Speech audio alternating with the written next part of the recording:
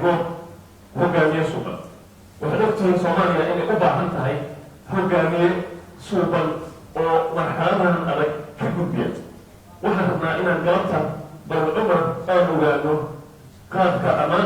siyaasadda uu doonayo inuu dalkan ku hogaamiyo. Dr. Cumar, Soomaaliya waxaad la socotaa waxay guda gashay doorashooyinkaasi aan u dhicin sidii la rabay, oo ay noqdeen doorasho dadban, oo ay noqdeen doorasho oo ay ku amar ku taageereen maamulada u aragtaa doorashada socota. بسم الله الرحمن الرحيم.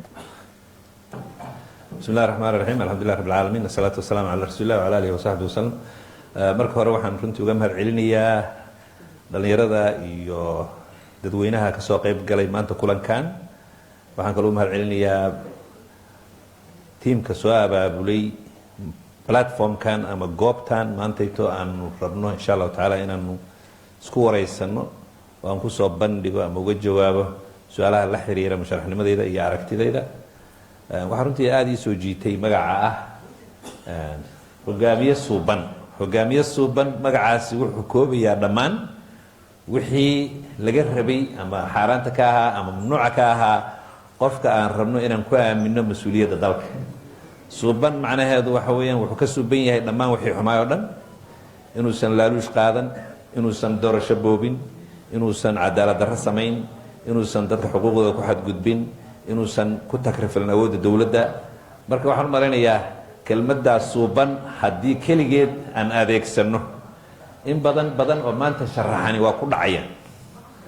oo suubanaantaas ma soo gaarayaan. marka shacabka Soomaaliyeed waxaa la rabaa inay ku baraarugaan hogaamiyaha suuban. way fududahay in la arko oo horta inuu xumaantii iyo dhibaatadii dalkan haysatay inuu ka nasahan yahay kow laga rabo. laba, muxuu fikir qabaa oo uu xumaantaas iyo dhibaatadii jirta uga gudbinaya. qaybta labaad oo marka uu weydiiyey cabdiraxmaan oo ah doorashadii waddanka ka dhacday, ama hadda anugu doorasho lama oran karo dhab ahaantii, laakiin wixii doorashada u ekaa oo dalka ka dhacay seed u aragtaa bay ahayd soo ma su-aasha. runtii waa nasiib darro in aanu doorasho waddankii laga qaban waayey oo ay doorasho dhici weysay qof iyo codah oo ay ballan qaadeen dowladda hadda waqtigu ka dhammaaday oo ay ku guula daraysteen oo ay ballan qaaday tii ka soo horreysay oo ay ku guul daraysatay oo ay ballan qaaday tii ka sii horreysay oo ay iyaduna ku guul daraysatay. sababta mar walbaba in doorasho qof iyo cod la gaaro oo xukuumad kastoo jirta ama dowlad kastoo jirta ay ugu guul daraysanaysan wax kale ma ahayne daacadna kama ahayn inay doorasho qabtaan. waxayna mar walba raadinayeen nidaam ayaga u suuro gelinaya inay meesha sii joogaan. marka hadda midda u dambeysay haddaan ka faalloodo oo ah doorashadii dadbanayd in lagu khasbo oo tii dadbanayd laftigeedii habraacii loogu heshiiyey inta la diiday ay ku takrifaleen nimanka madaxweyneyaasha maamul goboleedada ah. waa arrin jirta shacabka Soomaaliyeed ee ka warqabaan. haba ku takrifalaana haddana inay ayagu soo socdeen. anigu marka xataa xulasho kelmadda ah uma quuro, waayo xulasho wax kala duwan oo isleh ama isu dhow baa wax la kala xushaa. laakiin anigu waxaan ugu yeeraa soo soocasho, inay soo socdeen dad iyagu ay isleeyihiin danihiinna gaarkaa baad ku gaaraysaan ama saaxiibadiin baa danahooda gaarkaa ku gaaraya. marka arrintaasi runtii nasiib darro weyn oo dalkeenna soo qabsatay bay ka mid tahay oo taariikhi ah oo aan rajaynayno mustaqbalka in la iskula xisaabtamo. annaguna hadda waxaan isleenahay maadaama ciladii dheeraatay, dowladdii hore ee la doortay mandatekeedii uu muddo sanad iyo wax la jira ka hor dhacay, waxaan lagu khasbanaaday in la aqbalo doorasho xumid doorasho la-aan bay dhaantaa.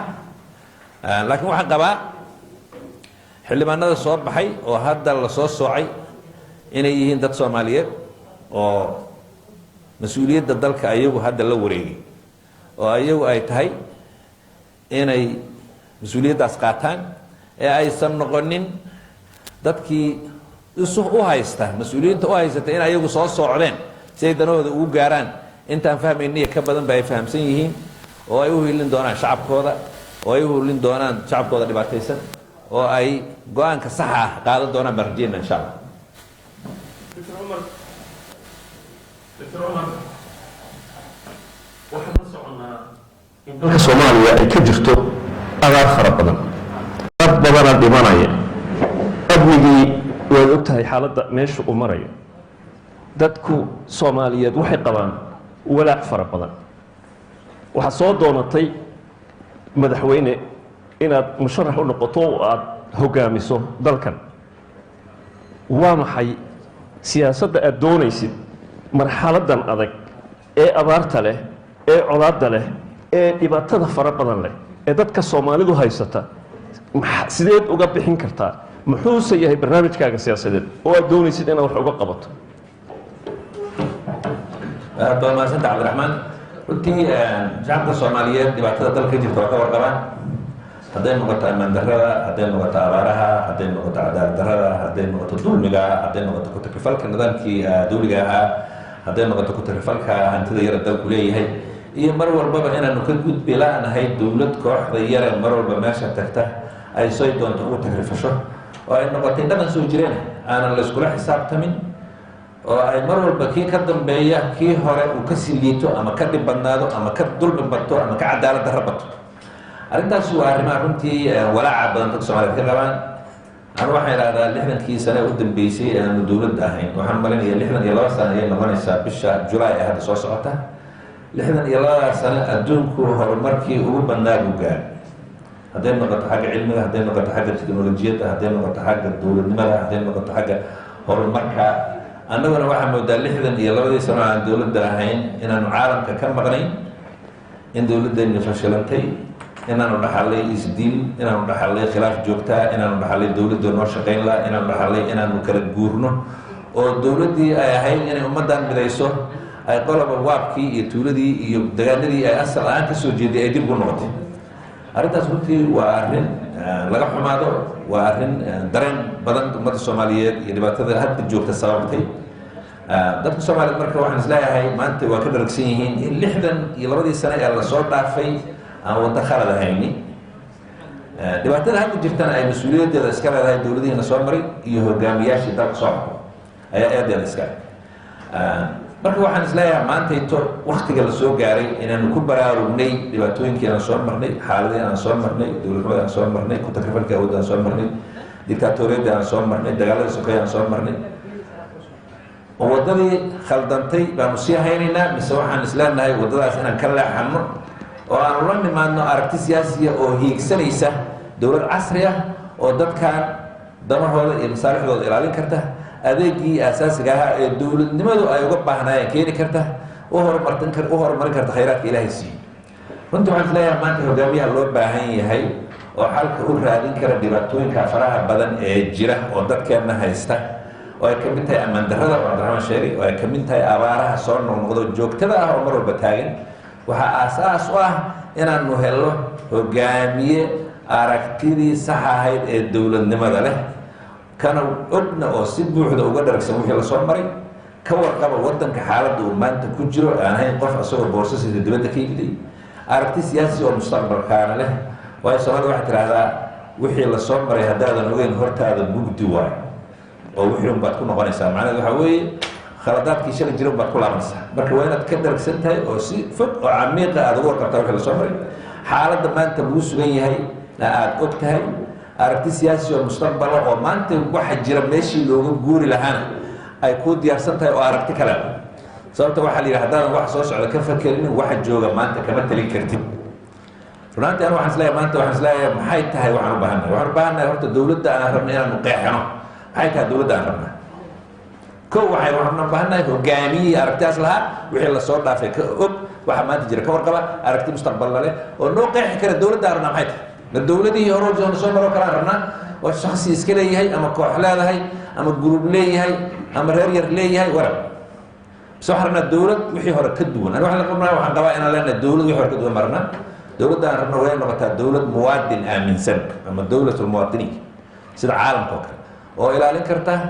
muwaadiniinta xuquuqdooda xorriyaadka muwaadiniinta gaarsiin karta qofka muwaadinka ah inuu ku meel maro aqoontiisa iyo kartidiisa potentialka ama awoodda ilaahay siiyana uu naftiisana ku anfaco dalkiisana ku anfaco dadkiisana ku anfaco dowladdaan u baahannahay waxaan isleeyahay waxaa weeyaan dowlad ilaalin karta nafta iyo maalka iyo sharafta muwaadiniinteeda ilaalin karta diinta iyo xuduudaha muwaadiniinteeda,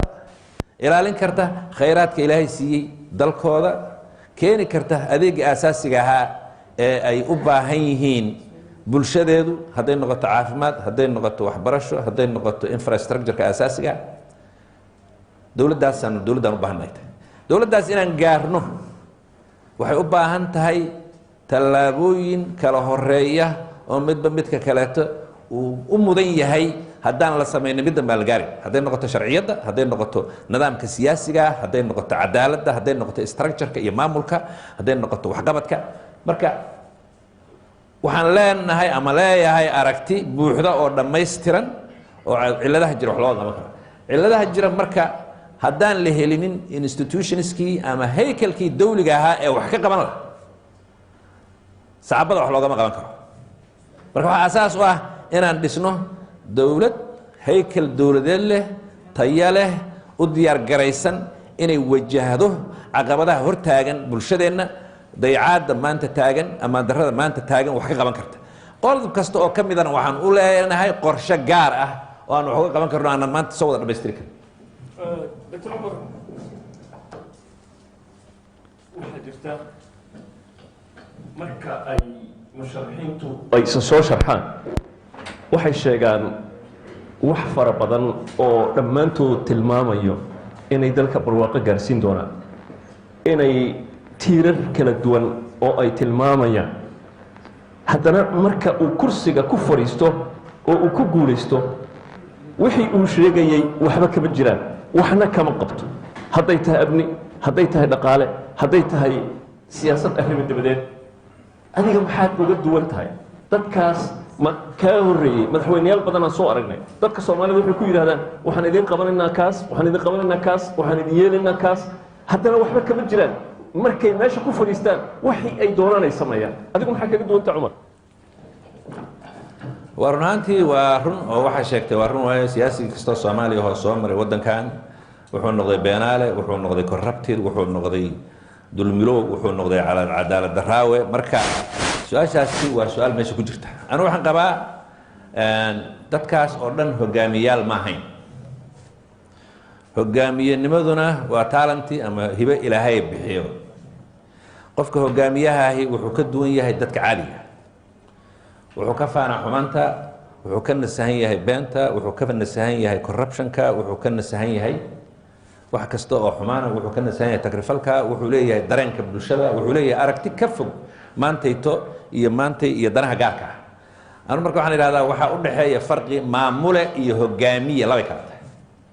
dad badanoo na soo maray waxaa laga yaabaa inaysan xataa maamulayaal munaasab ku ahayn, oo ay ka faa'iidaysteen dayacaadda iyo xaaladdii jirtay unbay ku soo baxeen maahane. hogaamiyeyaal dhab ah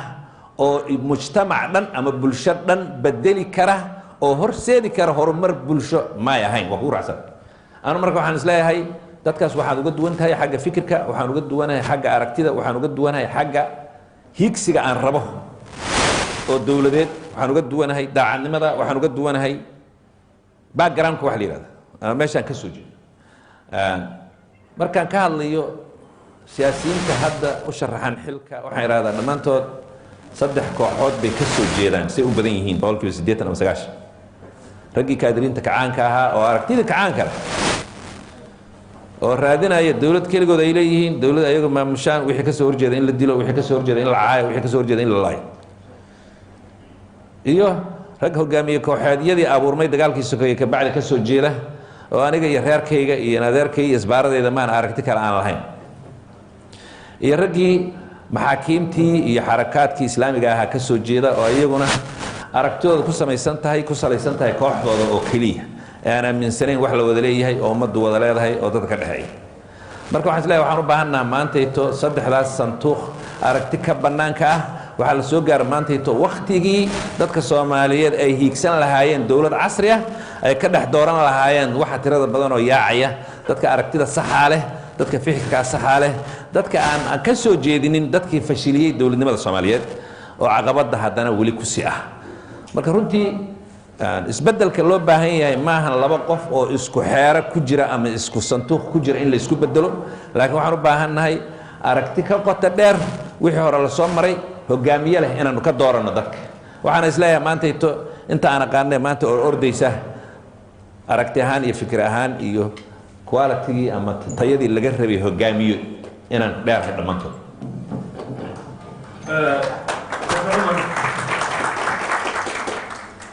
waxaan ognahay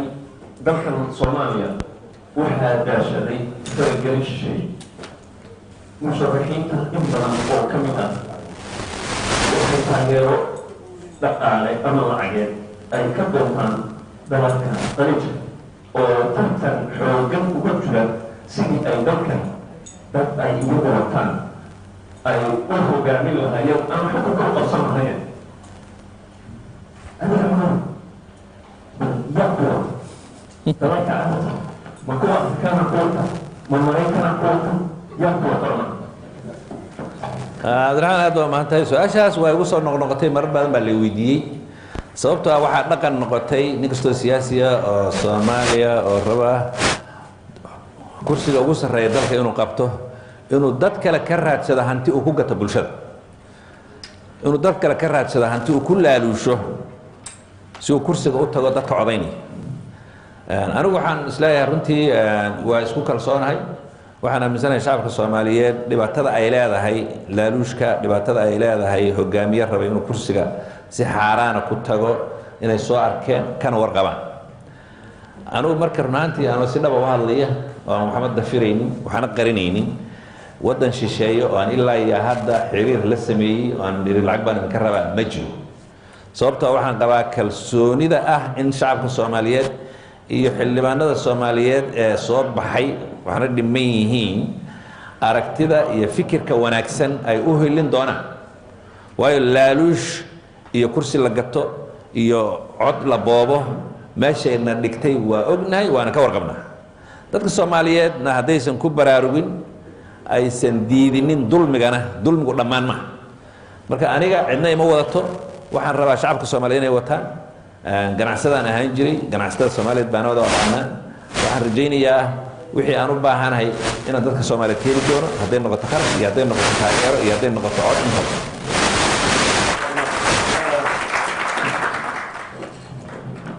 Dr. Umar waxaa jirta in muddadan ay doorashooyinku jireen madaxweyne Siciid Cabdullaahi Deni madaxweynaha Puntland oo markuu ku dhawaaqayay in uu yahay musharax wuxuu sheegay madaxweyne Deni in uu ku tegayo in uu meesha ka saaro madaxweynaha hadda jooga maxaa ka qabtaa ma fikirkaasa la qabtaa ma fikir kala qabtaa arrintaas looga wada sidee u aragtaa hadalkaas run ahaantii hadalkaas waa dhegaystay waxaan u arkaa ninka raba siyaasiga inuu dalkan hogaamiyo waa inuu yeeshaa aragti siyaasi ah waa inuu yeeshaa fikir iyo aragti uu leeyahay dhibaatooyinkan dalkan haysta iyo caqabadaha taagan baan ku xalinayaa laakiin uma arko inay tahay in la isku soo sharaxo hebel baan meesha ka saarayaa inay tahay aragti sax uma arko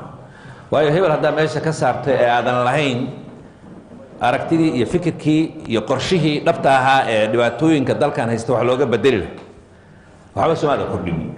muddo dheer baa waxaan ku soo jirnay hebel in lagu bedelo hebel hana dhaafo hebel kale oo ka liitaa imaanay hebel hana dhaafo hebel kale oo ka liitaa imaanay laakiin Cabdullaahi maxalli Maxamed Cabdullaahi Farmaajo oo hadda muddaxileedkiisii markuu dhammaaday kadib muddo sanad sii joogay waxaa moodaa shacabka Soomaaliyeed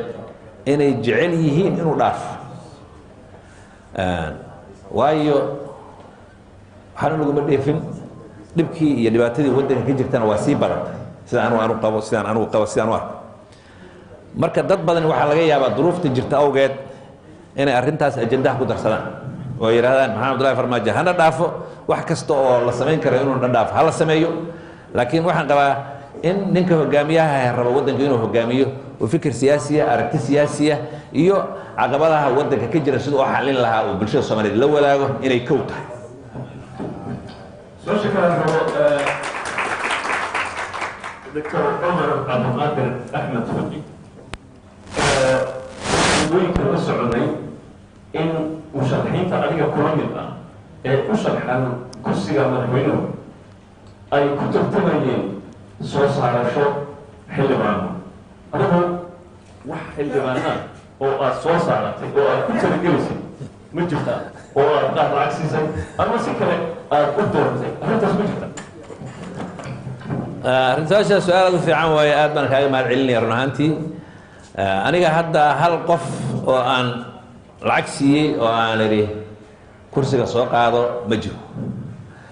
hal maamul goboleed oo aan inta taleefon u diray ama aan la hadlay oo aan idhi waxaan rabaa ninkaasaan wataa ii soo saarna ma jiro. sababtoo ah waxaan ku kalsoonahay xildhibaan kasta ee soo baxa suu doona ha ku soo baxo, suu doona ha ka yimaado, inaan la kala lahayn, inuu yahay mas-uul qaran, inuu waddankan aayihiisa iyo mustaqbalkiisa go-aankeeda wax ku leeyahay, uuna u codayn doono musharaxa ugu aragtida wanaagsan, ugu fikirka wanaagsan, ugu habboon inay xulan doonaan. marka sabab aan hadda kharash ugu bixiyo hebel ha la ii soo saaro inay sax tahay, fikriyanna ma qaba inay sax tahay, oo waayo corruptionkii iyo laaluushkii baad qayb ka noqonaysaa. waa jiraan xildhibaano dad raadinayo ii yimid oo ishaxaaday oo aan wax yar u dhiibi, laakiin 2,000 iyo 3,000 iyo wax la mid ah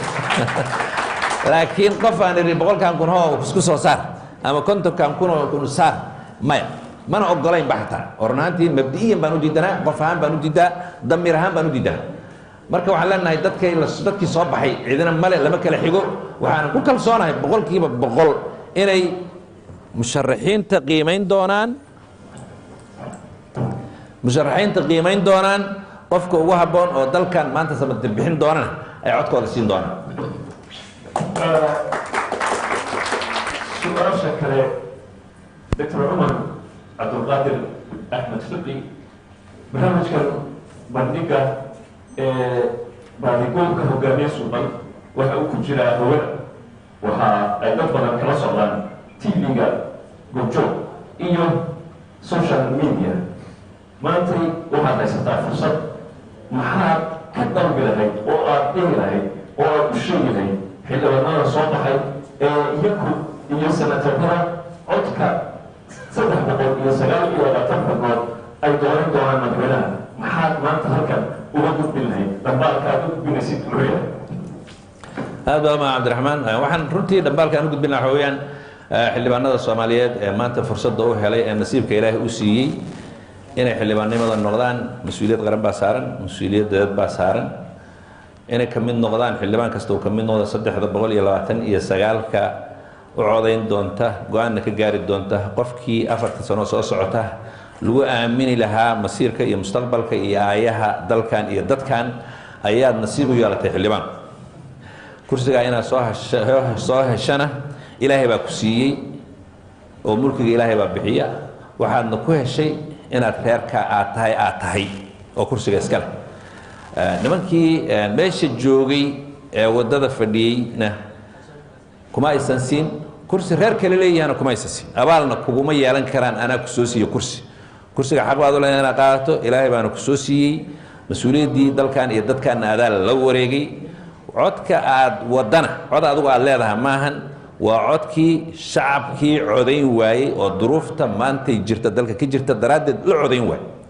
waxaa laga yaabaa ugu yaraan 50 kun oo qof inaad codkoodii aad xambaarsan tahay. waxaa laga yaabaa 200 kun oo qof codkoodii inaad xambaarsan tahay. dadkaas duruufaysan oo qaar biyalaan ay yihiin, qaar ammaan aysan haysan, qaar cuntalaan ay yihiin, qaar xaalad adag ay ku jiraan, ciddii aad aayahooda iyo mustaqbalkooda u dhiibi lahayd weeye maantayto arrinta kula gudboon. mas-uuliyaddaas aakhirana waa lagula xisaabtamaya, adduunkana waa lagula xisaabtamaya. marka waxaan leeyahay xildhibaan, arrintaas ha fududaysan. go-aanka ciddaad ammaanada iyo aayaha ummaddan aad u dhiibaysid wax fudud maahan, wax lacag la siisan kara maahan, waa masiir ummadeed. waxaan kaa rajaynayaa inaad u codayso qofka ugu mudan, ugu hufan, ugu aragtida fiican oo ummaddan aayaheeda iyo mustaqbalkeeda loo dhiibi karo. waxaan la yidhaahdaa qofka xildhibaanka ahi sida caadigaa 3 ujeedduu leeyahay. ujeeddada koowaad waa inuu waddankan duruufta ka jirta iyo xaaladda ka jirta iyo dhibaatada ka jirta oo soo dheeraatay kaalin uu ku yeesho wixii laga bedeli lahaa, sidii hoggaan suuban loo gaarsiin lahaa, sidii dowlad tayada loo gaarsiin lahaa. midda labaadna waa degaankii uu ka soo jeeday oo uu matalayay siduu waxtar u gaarsiin lahaa meeshii iskuul looga baahan yahay iskuul u geyn lahaa meeshii clinic laga rabo clinic u geyn lahaa meeshii waddo laga rabo waddo u geyn lahaa oo uu run ahaantii u noqon lahaa xildhibaan waxtar u yeesha bulshada uu matalay midda saddexaadna waxa weeyaan inuu asagu qof ahaan yeesho masiir siyaasadeed iyo mustaqbal siyaasadeed saddexdaas midda koowaad hadday guul daraysato labada kale magaari karo haddii waddanka dowladdii sax ahayd la waayo hogaamiyihii sax ahaa la waayo dagaanna wax matali kartid adna mustaqbal siyaasadeed ma yeelan kartid haddii la waayo oo aad kaalintii aad ku lahayd oo codkaaga aad ummadda soomaaliyeed ugu hilin weyso iyo hogaamiyihii duruuftan ka saari lahaa aad ugu hilin weyso aadna mustaqbal siyaasadeed ma lihid dadkii aad matalaysana wax ma tari doontid marka waxaan leeyahay xildhibaanow maantayto intaas aan soo sheegnay oo dhan adigoo tixgelinaya adigoo fiirinaya dadkaaga u hiili shacabkaaga u hiili hogaamiye saxaa dooro hogaamiyaha aad dooran lahaydna maantay waa aniga oo kula hadlaya oo ah cumar cabdiqaadir axmed fiqi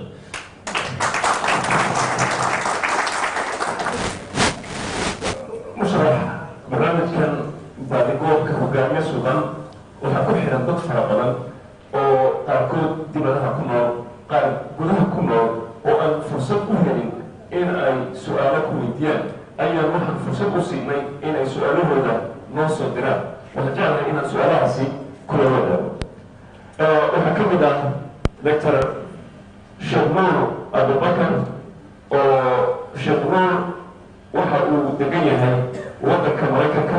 waa nin aqoon-yahana wuxuu codsaday in aan kuugu gudbino su-aashan ah mudane musharax maxaa qorsho ah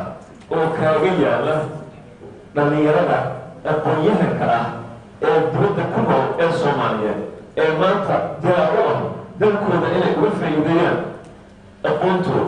waxaa kaloo ku daray waxaa jiro dhallinyaro yaryar ah oo soomaaliyeed oo dibadaha ku nool iyagana u baahan in loo abuuro dalkana dib loogu soo celiyo qorshahaada siyaasadeed ma ku jira barnaamijka waa mahadsantay cabdiraxmaan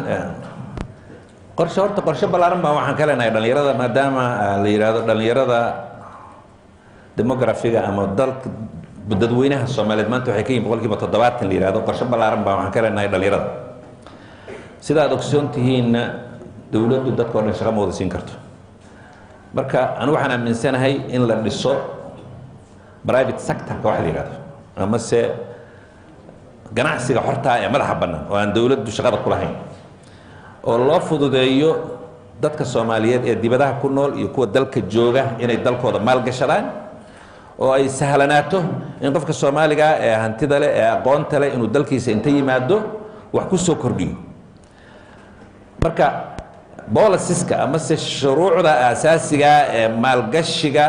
iyo fududaynta in ganacsiga xortaahi uu si dhaqso ah ugu guulaysto maalgashigiisa iyo horumarintiisa maalgashiga waxaan ka leenahay arrintaasi waxyaabaha muhiimka noo ah bay ka mid tahay insha allahu tacala haddaanu ku guulaysano hoggaanka dalka hase yeeshee si ganacsiga xortaahi uma u meel maro waxyaaba waxaa jira u ah aasaasi oo ay tahay in dowladdu ay wax ka qabato sida infrastructure-ka waxa la yidhahdo waddooyinka aeroboortka dekedaha korontada biyaha waxyaabaha ugu horreeyo aan rabno inaan maalgelin u raadinno oo aanu hirgelinno si ay u fududaato ganacsiga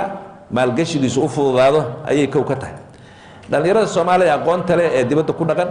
iyo dhallinyarada yaryar ee aada moodday inay ku dhib noqotay inay waddamada shay ku noolaadaan inay dalkooda ku soo noqdaan oo dhaqankooda iyo diintooda iyo afkooda ay bartaan qorshe gaar ah ayaan u samaynaynaa haddii ilaah yidhahdo waxaa ka mid ah arrintaas oo aan badanaaba sheegaa structureka dawliga ama habdhiska dawliga ah maanta noo dhisan iyo hanaanka maamuloo noo dhisan ilaa iyo hadda waa kii kacaanka aan waxba laga bedelin waxaan u baahanay inaanu reform waxa la yidhahdo ku samayno qaab dhismeedka dawliga ah oo aanu wasaarado badan oo hadda mushaar keliya lagu qaato wax howlan aanu hayn dalka aan bedelno oo wasaarado loo baahan yahay ama hay-ado loo baahan yahay oo dadka wax u qaban lahaan aan abuurno matalan wasaaradda diasporadoo kaleeto amase hay-ad qaabilsan diasporada markay yimaadaan iska diiwaangeliyaan waxyaabaha u fududayn karaan u diyaar gareeya inay markiiba dalka hadday qabsigiisa iyo maalgashigiisa iyo meelaha looga baahan yahay aqoontooda markiiba u tilmaami karta. marka runtii qorshe badan baa nooga diyaarsan, waana soo dhaweynaynaa dadkeenaas dibadaha ku nool dhalinyaro iyo aqoon-yahanba inay ka mid noqdaan bulshada Soomaaliyeed markii ay gaarto meeshii sax ahayd oo loo baahan.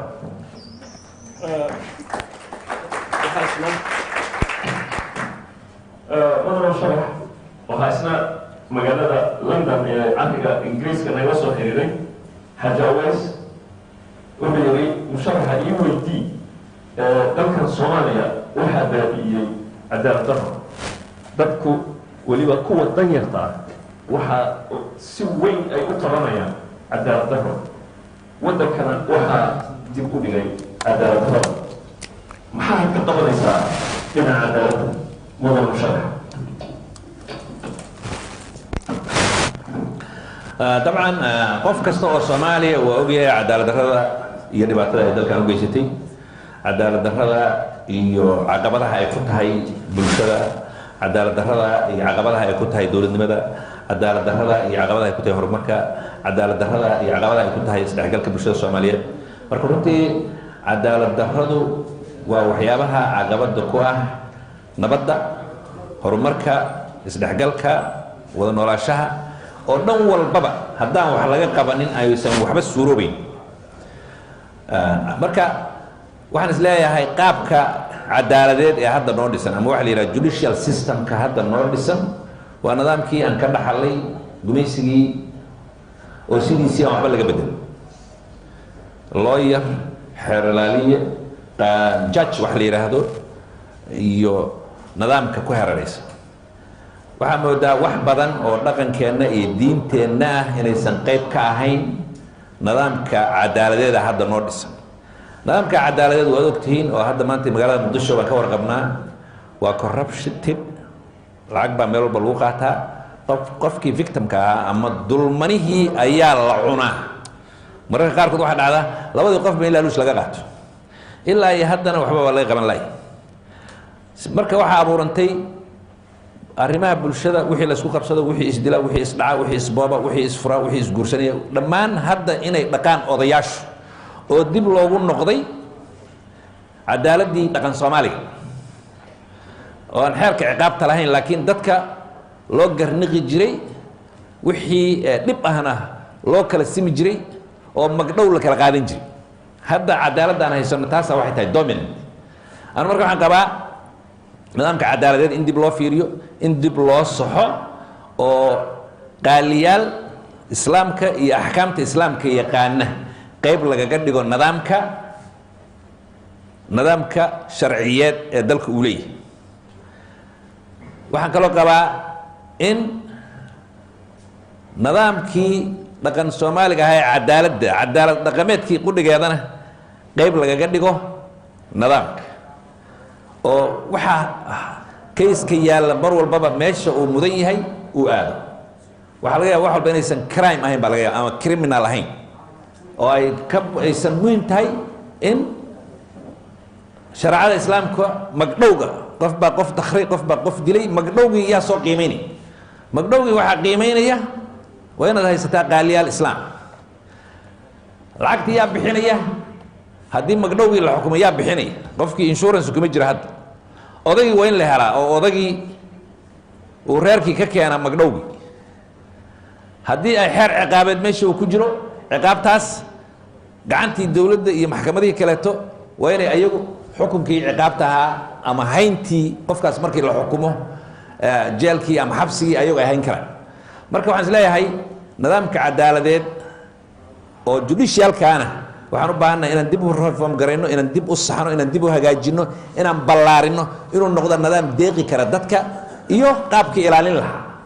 cadaaladda siyaasadeed mogta cadaaladdu kaysaska ama dembiyada ama waxa bulshada dhex mara keliya maaha. waxaa loo baahan yahay cadaalad siyaasadeed, waxaa loo baahan yahay cadaalad matalaad, waxaa loo baahan yahay cadaalad horumarineed, waxaa loo baahan yahay cadaalad waxbarasho access. taasina waxa weeye nidaamka siyaasigaa baa laga rabaa inuu meel mariyo. waxaan ballan qaadaynaa cadaaladdu inay noqoto tiirka koowaad ee aanu rabno inaanu hirgelinno, waxna ka qabanno haddii aan ku guulaynayso xukunka dalka insha Allah taala. ka bixin madaxweynayaashii waddanka inta aanay imaanin waxay dhammaantood yidhaahdaa waxaan ku wadaa maxkamadii dastuuriga mar walba waxaa la isku qabsadaa arrin dastuuriga oo madaxda ugu sarraysa isku qabsadaan ma ballan qaadaysaa haddii aad ku guulaysato in maxkamadaasi dastuuriga dalka laga furi doono waa sax weeye arrintaas waa arrin runtii soo noqnoqotay dadka soomaaliyeedna ay aada ugu fahmeen baahida loo qabo aniga qorsheenna waxaa ka mid ah dastuurka waxa uu aasaaska u ah nidaam dastuuriga oo mudib u ah dastuurka dastuurkuna waa wuxuu oo qeexayay hay'adaha dowladda isu dheelitirkooda iyo waajibaadka iyo mas-uuliyaadka dadka xeelka ugu sarreeya dalka ka qabanaya lagana soo minguurinayo shuruucda asaasiga ah haddii dastuurka uu ixtiraami waayo qofka dalka ugu sarreeya oo u dhaartay inuu dastuurka dhowro wax noo shaqaynaya ma jiro khilaafkiina biximiyo marka kow waxaan rabnaa waxyaabaha ugu horreeya anu qabanayno dastuurka inaan dhammaystirno inaanu lafagurno wixii iska hor imaanaya inaan ka saarno aanna ballan qaadno inaan noqonno dowladdii ugu horreysay ee dastuurka oo ah wuxuu ummadda ku heshiisay ee xeerka u ahaa aan ixtiraamno oo dhowrno oo aanan ku xadgudbin midda labaad waxaa caado noqotay federaalka loo qaatay inay yihiin maamuladii iyo dowladdii dhexe laba qodob baan anugu u nisbeeyey marka sababtaas mid waxa weeyaan wax lagu heshiiyey oo awood ay leeyihiin maamul goboleedyada iyo awoodda dowladda dhexe ay leedahay oo lagu heshiiyey weli ilaa hadda ma jiro waxaan marka ballan qaadaynaa shaqooyinka qaban doona inaanu arrintaas ka shaqayno guddi gaar u saarno saxiixo laguna ixtiraamo qolo walbaba awooddii la siiyey aan lagu qabsan khilaafkaas marka si uu u dhammaystirmo waa inaad heshaa maxkamad dastuuriya ama maxkamad sare oo u leh awoodda u dambaysa sharciyeed ee wax kasta oo la isku qabsado oo sharci salka ku haya hadday noqoto awoodaha federaalka iyo gobolada ka dhexeeya turjumadda sharciyada dastuuriga iyo qodobada dastuuriga ah oo la isku qabto kala saari karta waxay noqonaysaa muhim aan marnaba sharciyadda dowladdu aysan dhammaystirmaynin ilaa la helo sidaa dareedeed arrintaas waxaan ballan qaadaynaa inaanu si degdega u samayno oo lagaga gudbo isqabsi dambe oo ku saabsan sharciyadda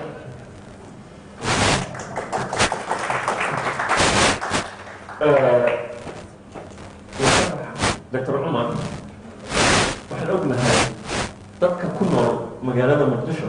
oo hadda la qiyaaso ku noolyihiin 4 milyan oo ah maamulka adama muqdisho caasimadii dalka 4 milyan ee la qiyaasayo waxay tirsanayaan cadaaladada madaxdii muqdisho markii ay yimaadeen waxay diideen in ay maamul yeelato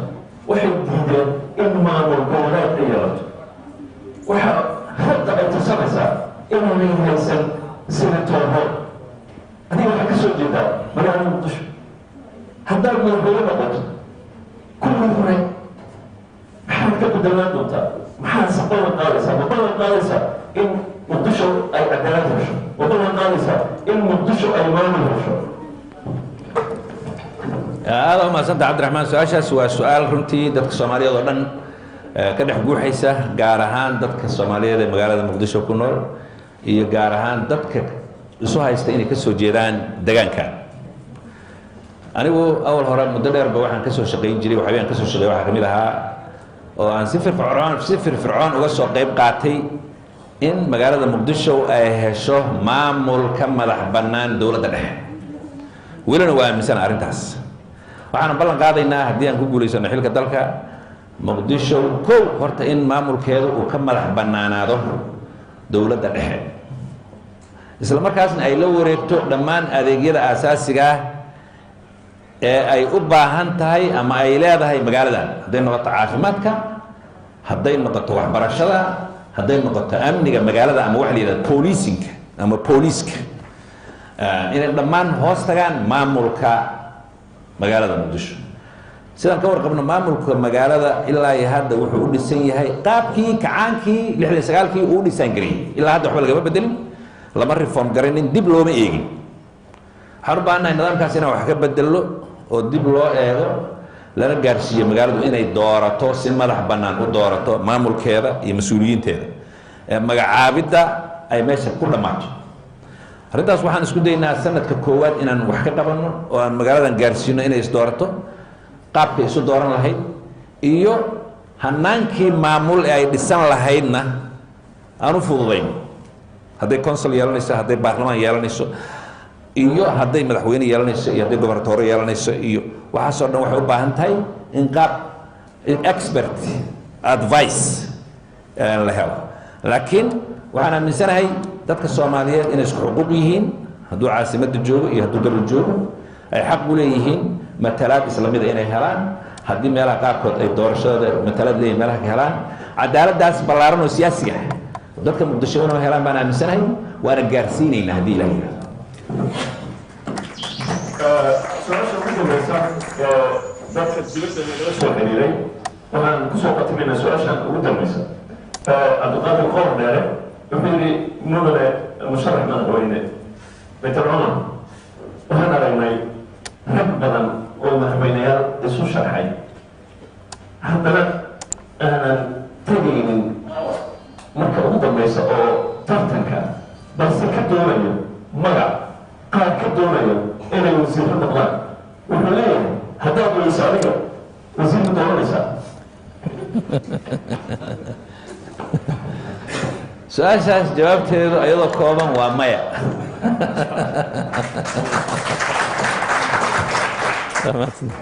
dawadayaal mudanayaal markan marti sharafta nagu soo sharaftay oo ka soo qayb gashay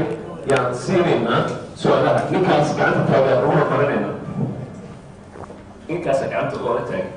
ku xiji qofka labaad 3 4 5 saa u qaybo mikrofon u geey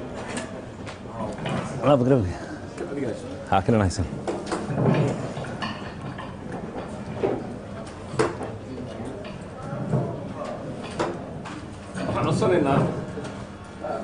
بسم الله الرحمن الرحيم. كوري وبنا وجهي سنركي. شرح مدعوين واحد هاي وطنك الصومالي أثنو يتواصل دقال الفجرة. دقال هذه المكلفين وأيضا تعالى قادية حقنا الدلو ومحوها هشيس وقيبسها. maxaa kaaga qorshaysan wadanka Soomaaliya nimankan hadda dagaalada ku jira ee wadaadada nooc kasta ha ahaadaan inaad heshiis la gashay sida Afghanistan oo kale ma kaaga qorshaysan tahay mase qoladii danba jirto madaxweynihii yimaado waxa leeyahay adigu dagaalkaaga iska sii wado wixii dhimanaya hadhintaan su'aashaas baan rabaa inaad wixii kaaga qorshaysan aad noo sheegto waa mahadsan tahay runaantii arrintaas waa arrin wax badan aan ka doodnay waxaan isku sheegayaa dadka dhimanaya wiilasha dhimanaya dhinacay doonaan baa joogeen waa wiilal Soomaaliyeed guriga laga dhimanayo dhinacu rabo ha joogay waa guri Soomaaliyeed dhiiga daadanaya waa qalime ha gacanta gaanarka ha markii jawaabtu dhamaato waa dhiiga daadanaya mar kastaba waa dhiig Soomaaliyeed marka maadaama dhibaatadu ay mar walbaba qoys kasta oo Soomaaliyeed ay taabanayso waxaan isleeyahay kama maarmayso in haddii ay suuragal tahay dadka Soomaaliyeed inay isfahmaan fursadaas la abuuro marka waxaan diyaar u ahay inaanu ku dayno isafgarad inaanu ku dayno wada hadal inaanu ku dayno in dagaalkan muddada dheer soo socday oo aan cidina ku guuleysan oo dhimasho iyo dhaawac waxaan ahayn aan laga dheefin haddii aanu wada hadal iyo isfaham ku keeni karno inaan ku keenno waa noo qorshaysan tahay waana khiyaarka koowaad ama doorashada koowaad waxaan rajaynayaa dhalinyarada Soomaaliyeed dagaalka ku jirta inay aqbalaan inay dawladda Soomaaliyeed lama huraan tahay shacabka Soomaaliyeed nabadiisuna ay lama huraan tahay ayna aqbalaan inaanu wada hadallo oo arrintaas annagoon isdilin annagoon isbaabi'in aanu isafgarad ku dhammayn dagaal waxaa la yidhi dagaalka ugu fiican waxa weeyaan dagaalka lagu guulaysto ayadoon hal xabad la kadimin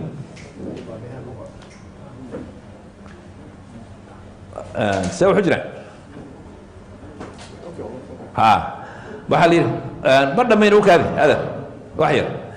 waxa li dagaalka ugu fiican waxa weeyaan dagaalka guulaysto ayadoon hal xabad la ridinin dagaalka lagu guulaysto marka diyaar baan u nahay inaan guulaysano ayadoon hal xabad la ridin ayadoon hal wiil laga dhiman ayadoon hal gabar laga dhaawacmin arintaasna fursadaas waa siinaynaa isku daygaasna waa la imaanaynaa hadday suuroobi weydana waxa ku xiga waa ka fikri doonaa insha Allah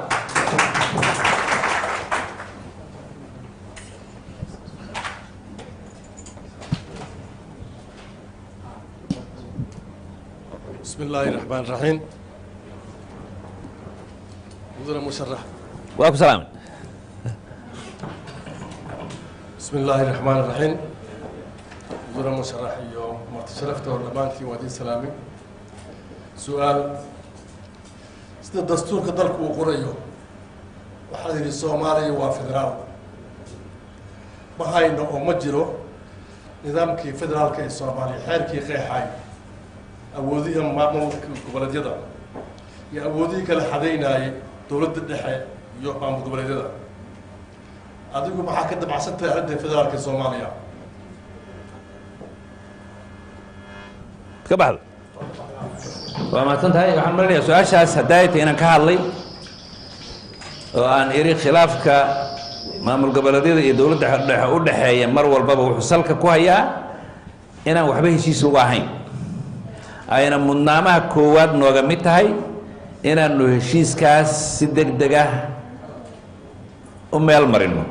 oo maamul goboleedyada iyo dowladda dhexe ay heshiis ka gaaraan awoodaha u dhaxeeya mas'uuliyaadka u dhaxeeya waajibaadka u dhaxeeya qolo walbana lagu ixtiraamo marka hawshaas waa aniga hadayna sheegay waan ku celinayaa waxaan nooga qorshaysan inaan si degdeg ah arrintaas looga heshiiyo oo si meel fagaara oo public ah lagu saxiixo ama dastuurka qayb la looga dhigo ama banaanka ka ahaatee wixii lagu heshiiyey oo awood qaybsigaana la ixtiraamo oo madaxweyne uusan marnaba awood u yeelan inuu isku dayo inuu awoodihii maamul goboleedyada asagu qaato anu waxaan leeyahay fahamka iyo xadaaradda iyo aqoonta in dowlad in la wadaago oo awoodda la wadaago aysan cillad ahayn laguna kala dambeeyo awoodaha dawliga oo qolo walba mas'uuliyaadka iyo awoodaha la siiyey loo madax banneeyo aan lagu qabsan marka waxaan rajaynaynaa insha Allah hawshaas inaan waxyaabaha ugu horeeyo aan qaban doonaa ay ka mid noqoto insha Allah taala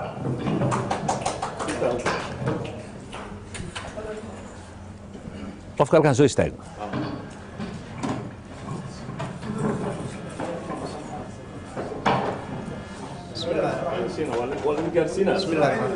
qof walba loo jawaabaya tartiib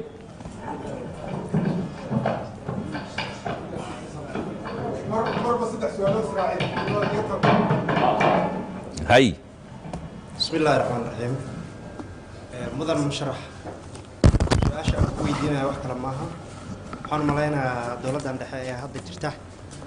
wax badan oo ninka la yiraahdo professor Maxamed Bardalha oo arrin ka hadlay oo waxaan ku raadayay xitaa xarunta hoolka uu kaga hadlay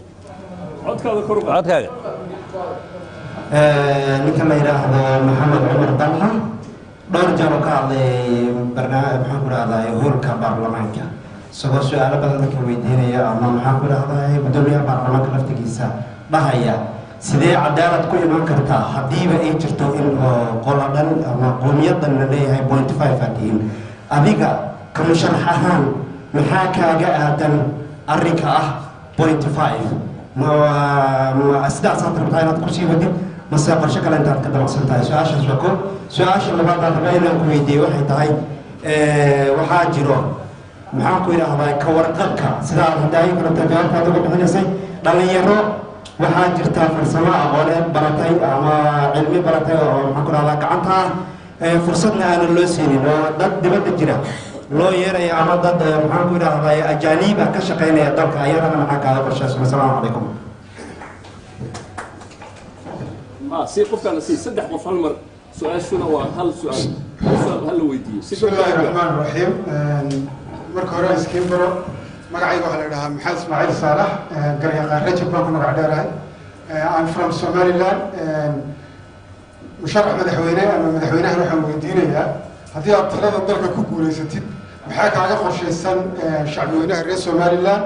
ودكتور مرة البوحة هذا من مدى الصومالية ومقدس دكتور هنا كرقان وحويان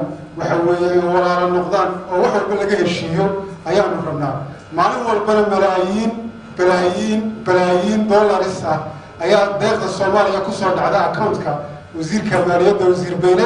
هل شنو نجمع سوق قال أرنت أنا بحد كلام بحسن هذيك مدحويها هان كعيق فرشيسن هذا كرقيه دين إلى وراء النمو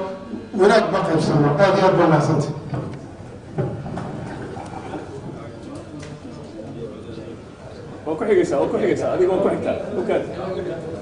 أيوب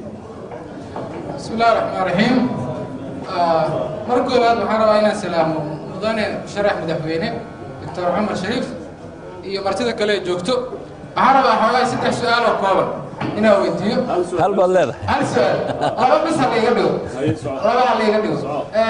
mudan madaxweyne hadduu ilaahay xilkan kuu idmo kuu guuleeyo ma laga yaabaa inay 4 sano kadib markii door ay dhamaato muddaxileedkaaga in aadna waqti ku raaco oo kula tago extension inuu imaado suurtagal ma tahay qodobka labaad waxaa dhahay maadaama aad tahay musharax madaxweyne waxaa jiro arrin xoogaa maalmahan magaalada ku jirtay oo ahayd in awood qaybsiga la rabo in xoogaa siyaabo kala duwan loo kala wareejiyo marka ayada hadday suurtagal noqoto ma laga yaabaa inay saameyn yeelato labada su'aalan rabaa inaan ku weydiiyo waa mahadsantahay بسم الله الرحمن الرحيم مجيء وحلا سيدو معاني سيدو وعرض أنا ويديو مشرح مدحوينها سيدا موضوع سون هاي دل كانوا عاصر مرين مدحوينيا الفرق بدل كي أي مشرحين أيهين وعمر والبدحان وعن حقوننا حالة أمني دلك إيوه سوقلا لولا كمشرح لمدودا هذا بقى محاكاة آدم haddii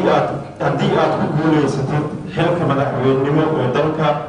maxaad ka bedeli kartaa xaaladda amniga oo mar walba isbeddelaya sidaan wada ogsoonahay aad aa mahadsantahay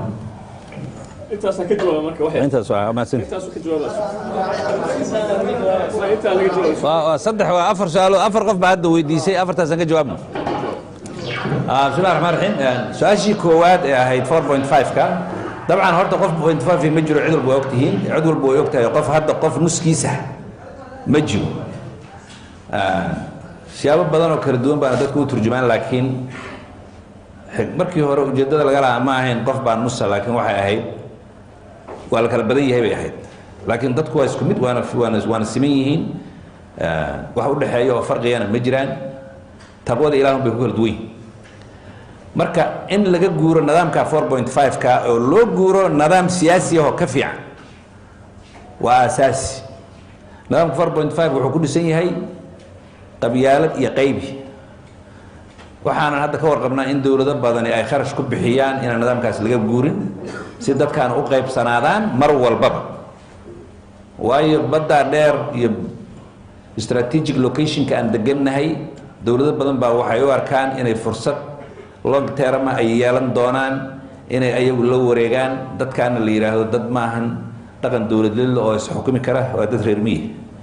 marka si aragtidaas looga rumeeyo 4.5 ka oo in kharash ugu bixiya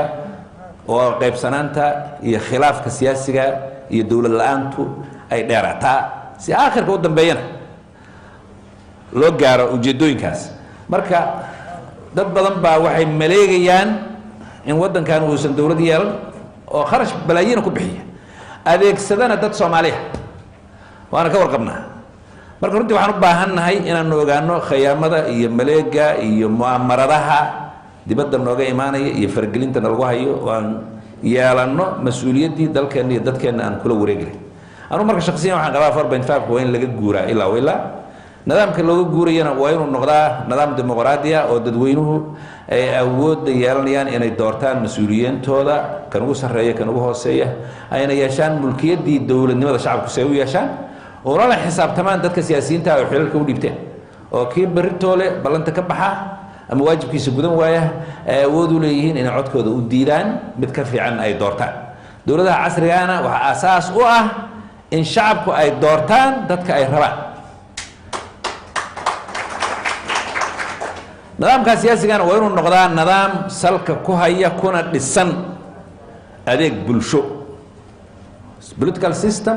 based on public service.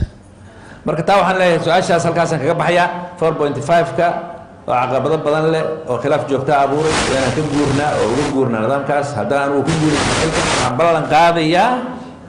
doorashada xigta inaanu haddii ilaahay qadaro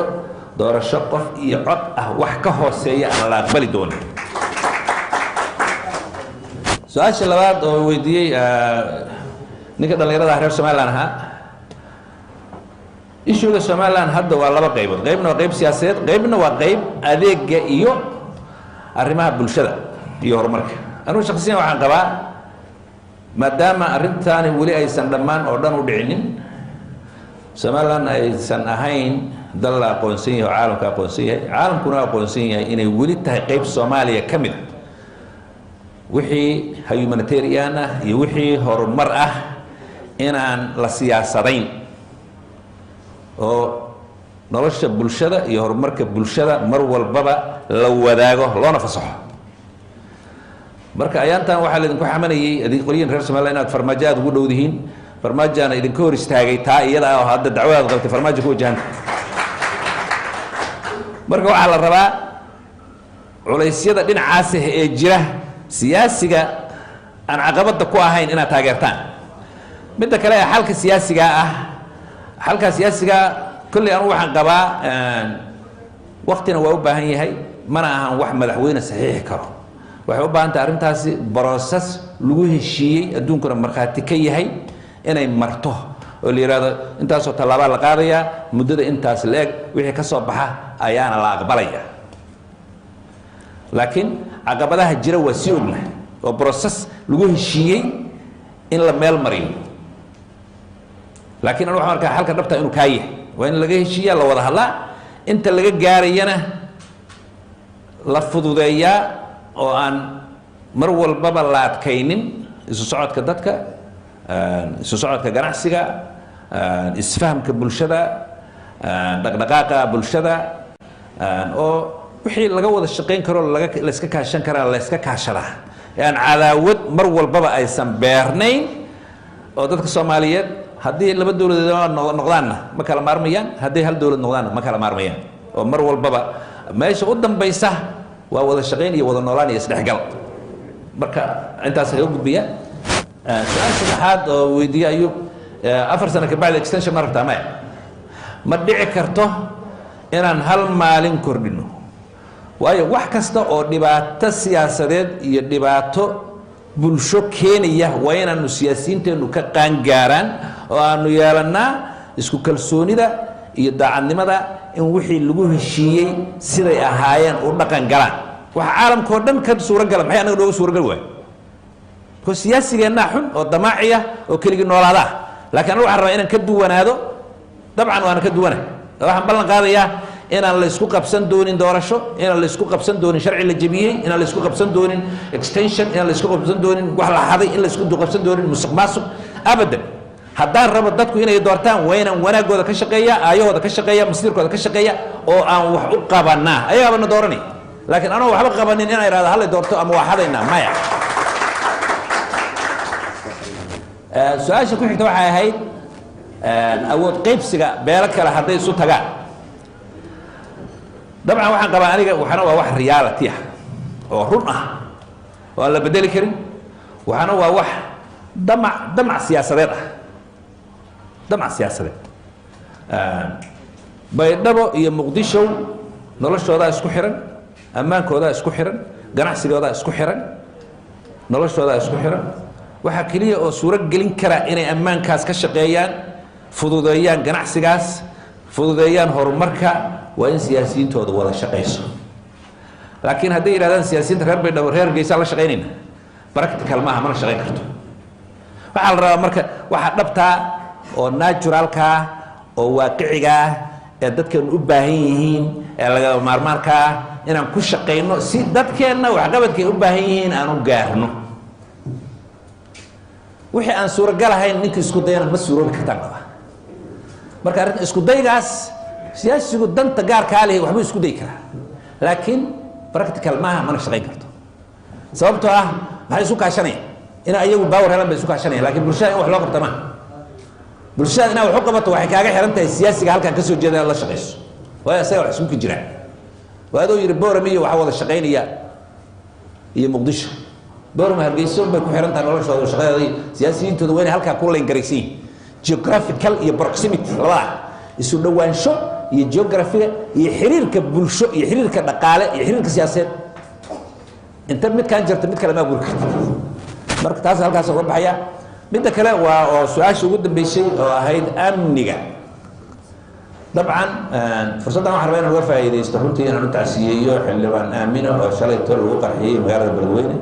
waxaan leeyahay allah u naxariisto arrintaas waxay arrintii raanyala waana ka xumahay geerida ku dhacday gabadha walaasheena oo xildhibaanada ahayd oo ahayd qof aada u firfircoon oo u dooda cadaaladda iyo gabdhaha soomaaliyeed marka runtii waxay ahayd dabarjab waxay ahayd arrin laga xumaado arrin la aqbali karana maaha in hal doorkeenna maalin walba horteenna lagu dilo oo cidna aysan juuq ka lahayn in dadkeenna wanaagsan maalin walba la laayo oon ciidana kala jeclayn marka runtii waxaan isleeyahay arrintaasi haddaan mustaqbalkeenna iyo aayaheenna aan rabno inaan waxtarno nidaamka siyaasiga iyo dowladda soo socota kaalinta koowaad iyo kaalinta labaad iyo kaalinta saddexaad waa inay ammaanka ka shaqaysaa gaar ahaan gobollada koofureed beledweyne ka soo bilow ilaa iyo xuduudka kenya dadka ku nool ee soomaaliyeed dowladda soomaaliyeedna ayaga gacanta ku haya dowladda soomaaliyeed ayaga la nooshahay dowladda soomaaliyeed ayagay kor degan tahay isla markaasna ammaanna dowladdii kama haystaan horumarna kama haystaan ciriiri badan iyo dulsaar badan iyo ayay ku haysaa waxaa la rabaa waktigii dowladda dadkan ay hayaan ay ka faa'iidi lahaayeen inay timaadaa la rabaa ammaanku muxuu noogu shaqayn lahay maanta haddaan isweydiin ammaanku wuxuu noogu shaqayn layahay maxay tahay waayo siyaasiyiinteenna iyo hogaamiyayaasheenna ayaan ammaanka kala jeclayn in dadkaanu ammaan helaan iyo in kale magaalada muqdisho waxaa joogta ugu yaraan 10 kun oo ciidan oo Soomaaliya 20 kun oo ajnabi ah maxay qabtaan waxay ilaaliyaan madaxtooyada iyo inta ku jirta qoryaha waxay u istaan shacabka yaa laga ilaalinaya madaxtooyada shacabka Soomaaliyeed baa laga ilaalinaya dadka wadada laga xiray waa shacabka dadka qoryaha sanka laga gelinaya waa shacabka dadka la ciqaabaya waa shacabka dadka ganacsigiisa la leeyahay hal la baado oo aysan difaaci karin waa shacabka dadkii loorka bariiska ah degada xamar ka soo dhaga baydhabo inuu tago $30 oo transportation ku baxda 3 berina waa sii socdaa waxa la aqbali kara maaha ciidamada ammaanka haddaad fiiriso sanad walba waxaa la qoraa 10 kun oo ciidan ah kuwii hore meeye ilaa Cabdullaahi Yuusuf ciidan baa la qoriyay haddii maanta la tiro koobo 600 kun 700 kun wey maxaa jira see wuxuu jira saraakiishana waxaa dalacsiisa siyaasiyiinta xildhibaan baa u tegaysaa 3 xidigood buu inankii u soo qaadaya 3 xidigood hal mar ya kuwii kale cid u soo qaada aan lahayn waa ka kala tegaya meelan cadaalad ahayn aan nidaam ka jirin aan merit ku base garaysnayn xataa askarigu muwaadin sax noqon may waa cadaalad darro iyo dulmi ku nool ana waxaan ballan qaadayaa inaanu hay-adaha ammaanka dib u yagleelo dib u reform garayno nidaam cadaalad u samayno mushaaraadka u badino qalabka ay isticmaalayaan oo u baahan yihiin aan u diyaar garayno logisticadooda aan meel saarno oo budgetka dawladda inta ugu badan aan siino ammaanka iyo ciidamada ammaanka ciidamaduna ay cadaalad helaan mushaar ku filan helaan cisbitaal kii dhaawacma lagu hayo ay helaan kii dhinta agoontu ka tago aan gacanta ku hayno waxaasoo dhan baan ballan qaadayn haddii ilaah yidhahdo marka ammaanka waxa weeyaan waxyaabaha runtii haddii aan la helin aanaan noolaan karin marka insha Allah taala waxaan ka qabanayna waxaan rabaa waxay allaha waa ku siinayna waxaan ka hadlayo gabdhaha antigeena gabdhaha cudurka iyo looda gabdhuhu gacanta ha taageen gabdhuhu gacanta ha taageen marka gabadhaas iyo gabadha kala siinayna marka ka fadlan siinayna haye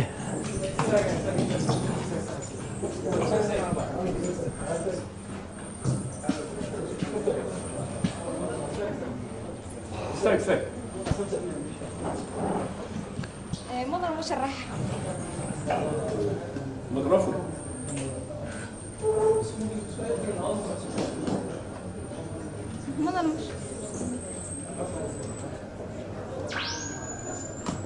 مدن مشرح aadan ku salaamay ka qaadada weli codka lama hayo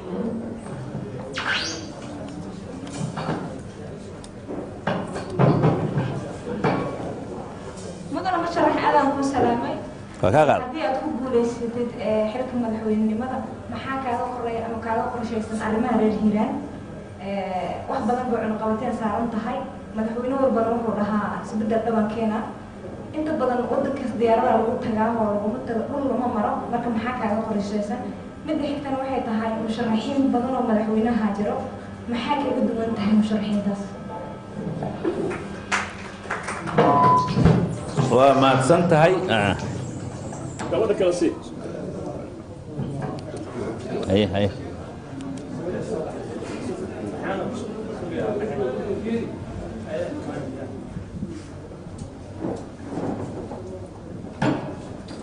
أولا السلام عليكم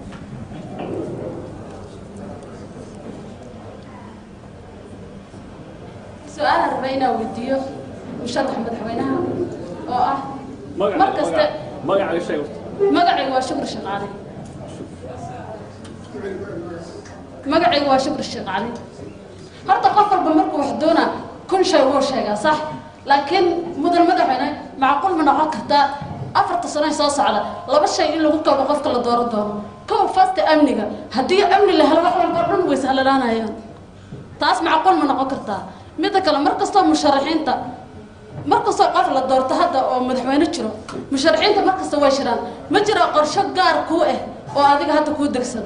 أما قرشة نيو الجار هذه مشرحين تا الذين كاسوا قبل النار متى كلام واحد يقف عافمات برتر صح tusaale ahaan qofka markuu jiro bukaanka asoo ish laga haayo miyaa laga daaweyn karaa wadnaha annaga anugu amni darana hayso arrimo dibadeed maxay noo sheegtaa 2016 waxaan xasuustaa wadadan makaan kurama oo madaxtooyada tagta basaa lagu tegi jira 2020 hadda ula joogana basaa sheegtay bajaaj xataa ma ku tegi karno gabar kale sii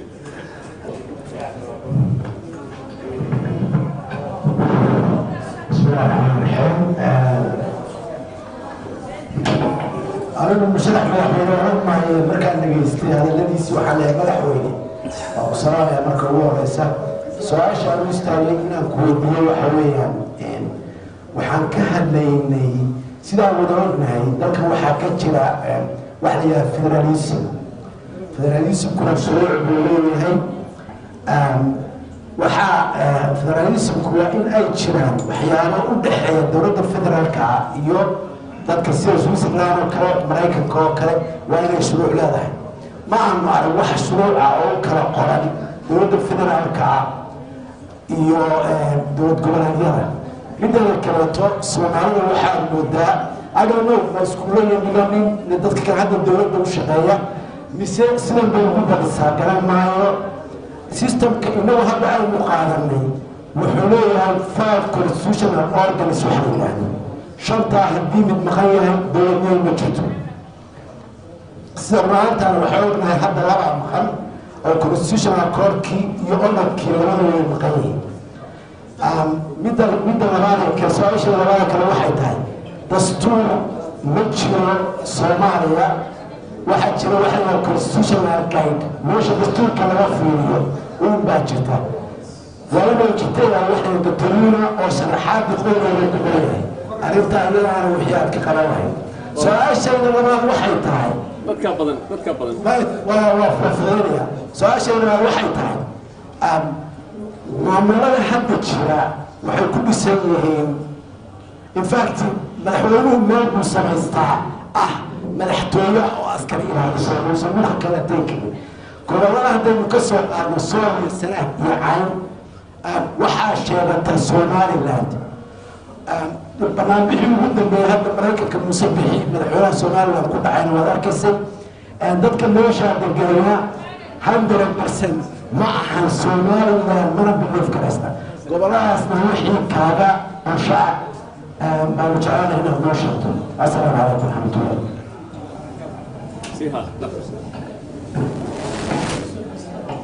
أعوذ بالله من الشيطان الرجيم بسم الله الرحمن الرحيم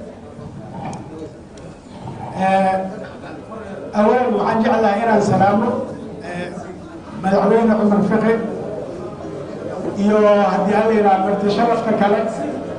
oo ka soo qayb gashay kulankan lagu baadi doonayo hogaamiye suuban maasha allah waa arrin runtii muhiim waay aniga 5 su'aal soo diyaarsaday 5 su'aal afar waxaa loo qoray dinaariya marka hal xabba waxaa tahay iyo intaas xabba haysadhow waxaan walaynaa haddii alla yidhaahdo maamul goboleedyadii waxay soo saareen xildhibaano oo qaabkay ku soo baxeen laisla sheegay inay qaab daran ay tahay haddana weli waxay daba socdaan oo ay leeyihin waxaan rabnaa inaa ilaa dhaariska aan geyno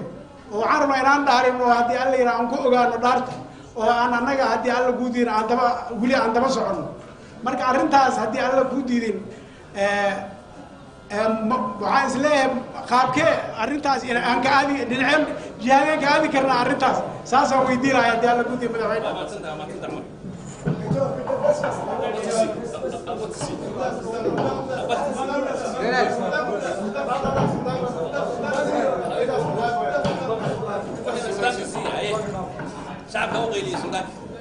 بسم الله الرحمن الرحيم maanta arrintan meeshaan tintan ka dhacaysa wasiirkii muxuu ahaa qorsheelna joogo agaasimaha denaari lagu fadhiyo madaxweynaha musharax waa weydinaa qolada musharaxiinta markasta waxay yidhaahdaan dhibaatadan soomaaliya waxaa looga bixi karaa dastuurkani markii waxaa la leeyahay qabiil qoraaleed waaye madaxweynaha waxaa weydinaa mar kasta ilaa cadde dastuurka qabiil qoraaleed mu ahaa maadaama tii dowladdii cadde ku dhacday markuu cabdirashiid dalka qabsaday oo la dilay inqilaab dalka u galay in dastuurka la tuuriyo oo golihii baarlamaanka iyo golihii wasiirada meesha ka baxeen waa ognahay tan hadda dastuurka hadda oo shaqeynaya oo qabiil qoraaleedka qola hadda musharaxiintu waxay leeyihiin waa ka baxaynaa waxaan hadda socdo oo ah qabiil qoraaleedka madaxweynaha waxaa weydinaa goormee laga baxaa qabiil qoraaleed dastuurka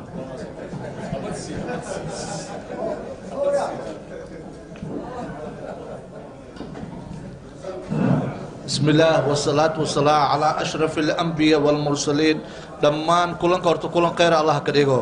وعليكم السلام السلام عليكم ورحمة الله وبركاته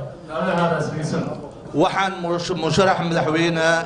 وحن ويدنا لو السؤال مدنا waxay tahay dardaaran mid kood waxay tahay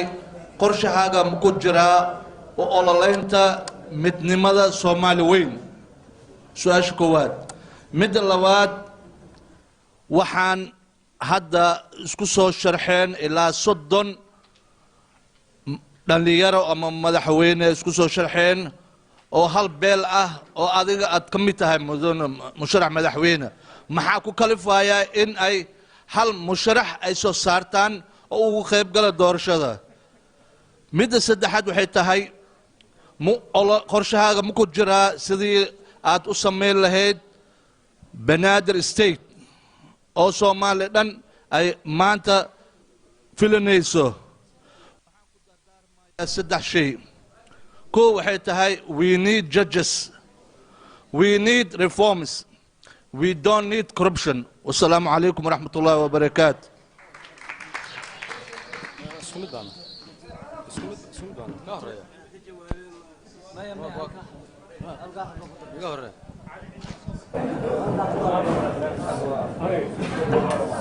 بسم الله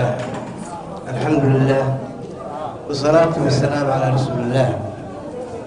marka hore waxaan salaamayaa oo aan aada ugu mahadcelinayaa xarunta tala soo jeedinta ee soo abaabushay barnaamijkan baadigoobka hogaamiye suuban waa barnaamij aada iyo aad iga dhaadhacay oo aan soo dhaweynayo oo aan xarunta uga mahadcelinayo sida ay u ballan qaadeenna aan diyaar u nahay in dhammaan nin kastoo wax isku haya nin kastoo xilka madaxweynaha doonaya uu halkaan iska soo xaadiriyo una yeesho karti inuu dadweynaha u jawaabo kow waxaa rabaa murashax madaxweyne cumar cabdulqaadir fiqi hal su-aal iyo 2 iyo 3ba waan weydiin lahayn laakiin waqtigu looma saamaxayo su-aasha aniga aan isleeyahay waa habboon tahay maanta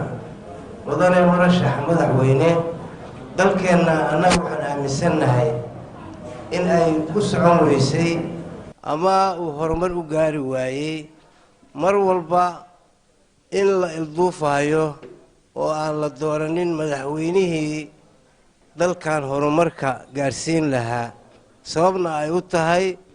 in madaxweynaha la doortay uusan ahayn mid calooshiisu nadiif tahay ee uu yahay mid ciil qaba calooshaadu nadiif ma tahay mase nin ciil qabo caraysan baa tahay waa mahadsanta بسم الله الرحمن الرحيم يا وهي سوق واين مقعي وهريري هيب السعودي وحنكم مقعد أبوان هريري هيب السعودي وحنا هي فرم أساسي بانا هي تذكر مرشة فرفردية قميستيه قميسان شرنكي رجع كله في طيبانا هاي يعني ذلك كفتمه سؤال شيدو وحويان ugu horeysa laba su'aalood baan rabaa inaan weydiiyo dabcan dadku dadka ay weydiinayeen musharaxa saddex ka dhigi maayo labadii un baan ka dhigayaa midna ima deeqdo marka koobaad mudane musharax waan kugu hambaliyeynayaa hankaaga waxaa tahay aqoon-yahan Soomaaliyeed marka labaad waxaan salaamayaa dadkaan u hambaliyeynayaa sharfay musharaxa hankiisa isku garab taagay ama su'aalaha weydiinaya haddaanan dheeraynin waxaan ka soo jeedaa deegaan Soomaali oo dhan buu xuquuq ku leeyahay xuquuqdii aanu lahayn ma hayno idinkayna gaga kii maqanta xuquuqdii SSC ama dadkii halgamayaasha ahaa ma kaa go'an tahay in aad xuquuqdoodii miiska u saartid state bay doonayaan in state-koodii aad u aqoonsato xuquuqdooda siiso ma kaa go'an tahay oo ma ballan qaadaysaa su-aashayda labaad waa tii koobaade anugu waxaan ahay aqoon-yahan Soomaaliyeed mar suugaanyahan baan ahay qoraa baan ahay siyaasi baan ahay siyaasiyiintan ka mid ahay hoggaanka Soomaaliya waxyaabo fara badan oo jira oo aad moodo inay garab mareen baa jira psychology ahaan marka loo fiiriyo ama tuhunka jira dalkan uu burburay dalkani markii uu burburay double agency-ga ku batay sida muuqata faragelinta ku badan istiqlaaladii baa la weerarayaa istiqraaradii baa la weerarayaa istiqlaaladii madax banaanidii la weerarayaa faragelin baa la sameeyaa istiqraaradii nabadgelyadii baa la weerarayaa oo la burburinayaa waxa weeyaan tadmiir baa jira oo haddan baa dalkii ku socda oo madax banaanidii oo waxa moodaa inshiqaaqal wadan in uu jiro oo sidii hadda la sheegay state-kii ama aqaaliimtii min al-xukuuma maamul goboleedadii ka jiray dalka in sidii government loola xisaabtamo ee loola macaamilayo taana maxaa kaaga qorshaysan wabillahi tawfiiqina raalaha hadaan garab maray su'aalahayga wasalaamu alaykum wa barakaatuh waa iga raalaha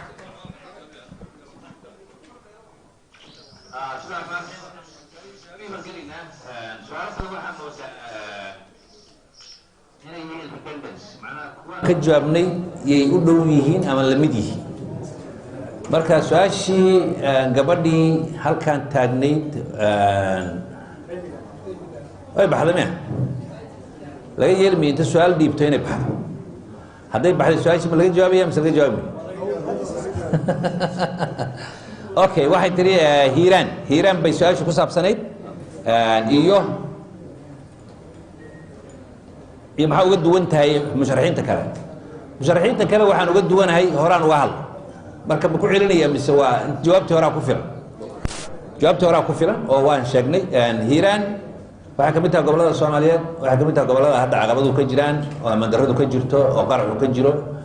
oo aan dhulka lagu tegi karin in hawada la marmaahay marka runtii arrintaasi waa arrimaha ammaanka khuseeya waa arrimaha socodka sameeya waa arrimaha khuseeya infrastructure-ka oo wadada isku xirta xamar iyo Beledweyne waa 300 kilomitir haddii wadada la hagaajin waxaa ma shaqeynayaan ammaankana in laga shaqeeyo oo qorshaha ammaankan kale naan waa faahfaahin laakiin waxaan rabaa Soomaalidu inay fahamto hal qodob abwaankana way khusaysaa siyaasadda waxa lagu goostaa waa codkaaga waxaa la rabaa hiiraan ama khaatumo hadday rabaan dowladda inay wax ku yeeshaan inay codkooda mideeyaan madaxweynaha soo socdana ay codkooda siiyaan kulana heshiiyaan ajendaha siyaasadeed ama ajendaha horumarineed ama ajendaha waxqabad ee ay u rabaan degaankooda. laakiin hadday inta kala dhuuntaan midna halkan 20 ku qaata midna xagga laaluush ka qaata midna kala aado waxaad helaysaan ma jiraan. marka waxaan rabaa inaan fahamno oo ku baraarugno xildhibaanada aan soo dirsanay inay codkooda mideeyaan ay kula gorgortamaan horumarka iyo waxqabadka ay ka rabaan degaanadooda ay kula heshiiyaan madaxweynaha ay isleeyihiin waa madaxweynihii sax ahaa dalkan anfacay. marka dalkiina way hagaajiyeen degaankoodiina way hagaajiyeen ayaguna mustaqbal siyaasadeed bay yeelanay. marka waxqabadkii deegaanka waxay kaaga xiran tahay xildhibaanadaada inaad abaabulto, xildhibaanadaada inaad codayso, xildhibaanadaada inaad musharaxaaga ku soo xirto oo aniga haddii xildhibaanadaada codkooda maysan aad timaado statekaad helaysaa, budget baad helaysaa, waxay adiga kaa maqlaan oo dhan baad helaysaa. laakiin haddaadan raadsan oo codkaaga ku raadsan in hadiyad lagugu keenaa dee waa nasiibka.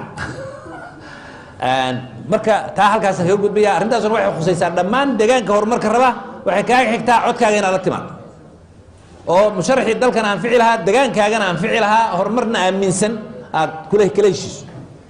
midda labaad waxay xusaysay gabadhii shukri sheekh cali. shukri ma baxday mise waa joogtaa? waa joogtaa. shukri dabcan ammaanka waa ka hadalay sidaan wax rabna inaan waxga qabanana waa ka hadalay waana kugu raacsanahay. ammaanku waa arrinta koowaad oo waataan niri annaga haddii ilaahay nagu guuleeyo xukunka ammaanku kan koowaad iyo kan labaad iyo kan saddexaadba waxaa noo ah ammaanka sidaan waxuga qaban lahayn gaar ahaan muqdisho iyo gobollada ku xeeran. marka arrintaas waa kula qabnaa, dareenkaas waa kula maaragtay waa kula qabnaa. waxqabadkeedana haddii aan guulaysano waa nooga fadhidaa, waa naga sugaysaa isagoo dhab ah. waddada madaxtooyada si fiican baan u xasuustaa. farmaajo habeenkii la doortay subaxii tiyaatarka hortiisa caasi baa laga raacayay. maantana waa ognahay. marka wixii naga xumaaday dib baan usoo celinaynaa haddii ilaah yidhaahdo. waxaan ballan qaadayaa magaalada inaan dhagxaanta ka qaadno, magaalada ammaankeeda inaan sugno, magaalada inaan dadka lagu laynin. waayo waxaan aaminsanahay haddii qorshihii dhabta ahaa lala yimaado daacadnimadiina lala yimaado waa suuragal inaan ammaanka sugno. waxaa ku xigay su-aashii federalismka halkan cabdicasiis. arrinta federalismka waa ka hadalay oo ay tahay khasab haddii nidaamka federalismka aan horta nidaamka federalismka codad kama qabo. waayo waxaan u arkaa nidaamka federalismka inuu yahay awooddii dowladda oo la wadaagayo oo qayb ka midana dowladii hoose la siinaya, qayb ka midana xataa dowladda hoose la siinaya. laakiin waxay u baahan tahay in laga heshiiyo awooddaas sida loo qaybsaday qolo walbana awooddooda lagu ixtiraamo. waana tan hore uga hadloo yidhi waxaan ballan qaadayaa hawshaas inaan mudnaanta koobaan siino si khilaafka dowladaha u dhexeeya oo meesha uga baxo. dabcanna waxaan qabaa wixii dhiman oo dowladda ka dhiman waa in la dhammaystiraa. waxaan ku xijinayaa suldaanka oo yidhi qoryaqoraal goormaa laga bixina. qoryaqoraalka haddaan ka saarana haddii annagu aan guulaysano hal sano ka bacdi qoryaqoraal damca ma maqlaysid waa kaa ballan qaadayna. waantaan kuuniri waa dhammaystiraynaa, waa la foguraynaa, waa askarjoodan ka saaraynaa, baarlamaan ka ansixinaynaa. marka dastuur diyaar ah oo sugaya referendum ama inuu dadweynuhu u codeeyo ayaan ballan qaadaynaa inaan diyaar ka dhigno.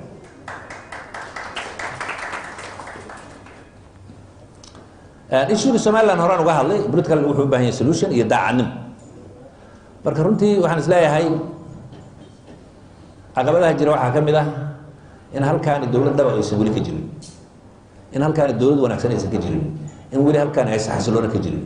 waxaa kaloo ka mid ah waxaa la yidhaha unilateral decisionka amase go-aan keliyeedka ay somaliland qaadatay.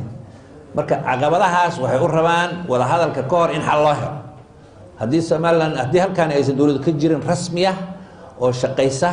oo wixii hore ka fiican oo lagu naalloon karo oo dadka soomaaliyeed loogu yeeri karo oo aan ahayn wixii shalay soomaali isku dishay oo ku kala tagtay, waxaa fiicnaanaysa fursadda wada hadalka iyo fursadda isu soo noqoshada ayaa fududaanaysa. laakiin adoo halkan waxba ku haynin inaad tiraahdo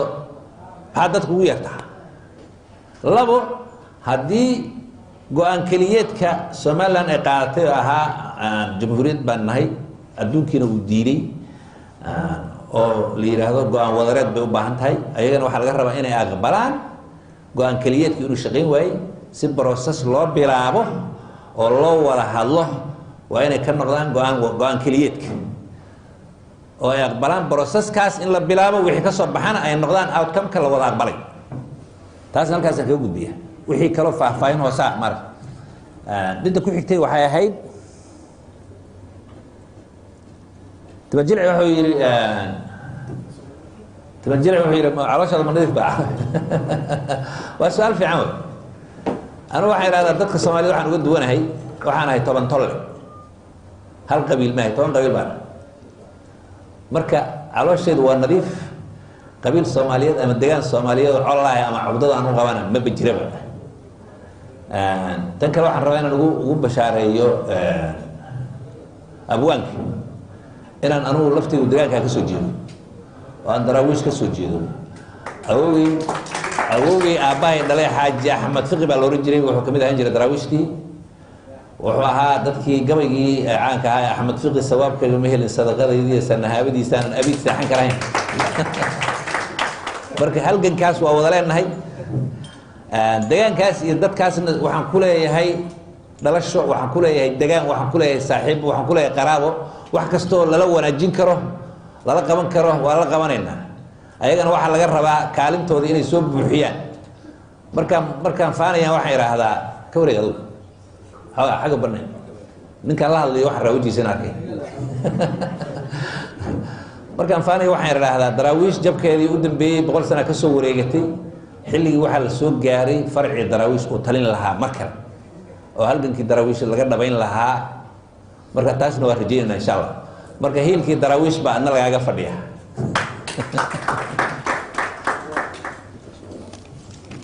waxaa ii dhiman abati banaadir state ma keenaysaan buu yidhi banaadir state dabcan aniga waxyaabaan aaminsana waxaa ka mid a dadku inay isku xuquuq yihiin xuquuq maamulna ay wadaagaan xuquuq representationna loo siman yahay xuquuq maamulna loo siman yahay haddii maamulada kale oo dhan ama maamul goboleedyada kale oo dhan ay ismaamulaan xamar wax ka mamnuucay inay ismaamusho ma jiraan xaq bay u leeyihin haddii gobolada kale oo dhan ay representation leeyihiin xamarna inay representation yeelaso xaq bay u leeyihin laakiin waxaa la rabaa qaabkii iyo mechanismkii in dib loogu noqdo oo nidaam equitable ah ama dadku u siman yahay access loo wada leeyahay inuu jiro aniga waxyaabaan aaminsana waxaa ka mid a magaalo qabiil gaara leeyahay inay jirto ma qaba aniga waayo waxaan aaminsannahay muwaadinkaa xaq leh qofka muwaadinkaana xuquuqdiisii muwaadin meesha uu waddanka ka dego waa inuu ku helaa marka magaalo reer leeyahay ma jirto anugu haddaan doorto inaan lascaanood ku noolaado waa inaan xuquuqdaydii muwaadin aan ku helaa halkaas oo aan la oran karin reer hebel maahi xamarna waa sidoo kale markaan waxaan rabaa aragtida caalamku ku dhisan yahay oo ilbaxnimada iyo xadaaradda ah inaan qaadanaa la rabaa oo reernimada kaga gudubno oo alternative ka fiican aan abuurno oo muwaadinka xuquuqdiisa ilaalinaysa markaan qeexayay dowladda aan rabna maxay tahay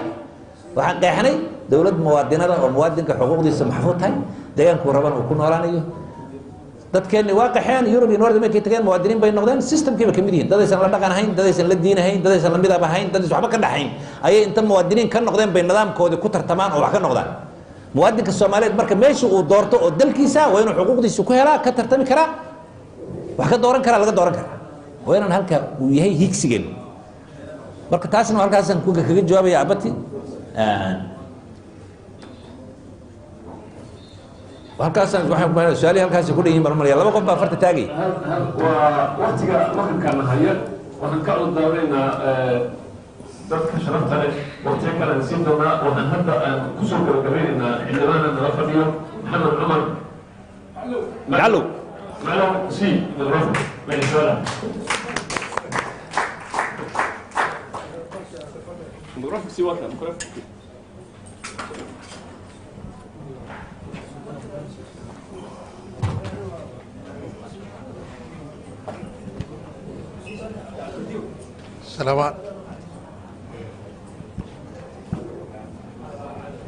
السلام عليكم ورحمة الله وبركاته.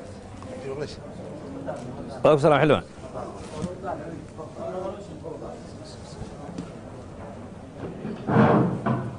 السلام عليكم ورحمة الله وبركاته.